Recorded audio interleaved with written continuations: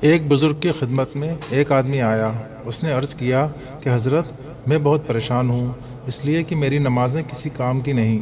جب بھی میں سجدہ کرتا ہوں اس وقت میرے دماغ میں اتنے گندے خیالات آتے ہیں کہ اللہ کی پناہ۔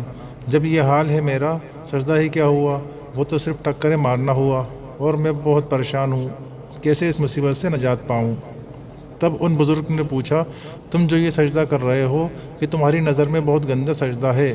اس آدمی نے کہا، ہاں حضرت، بڑا ناپاک اور گندا سجدہ ہے۔ پھر بزرگ نے کہا، یہ ناپاک اور گندا سجدہ تو اللہ کے سامنے نہیں کرنا چاہیے۔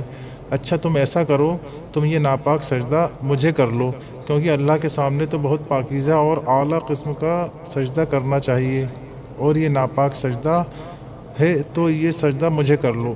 وہ آدمی کہنے لگا، توبہ توبہ، میں آپ کے سامنے کیسے سجدہ کروں؟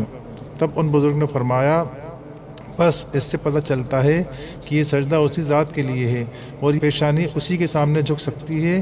اس سجدے میں کیسے ہی گندے خیالات آ رہے ہوں، لیکن یہ سر اس در کے علاوہ کہیں جھک نہیں سکتا، اس لیے یہ سجدہ اسی اللہ کے لیے ہے، اور یہ گندے خیالات جو انجانے میں آ رہے ہیں یہ تمہارا کچھ بگاڑ نہیں پائیں گے۔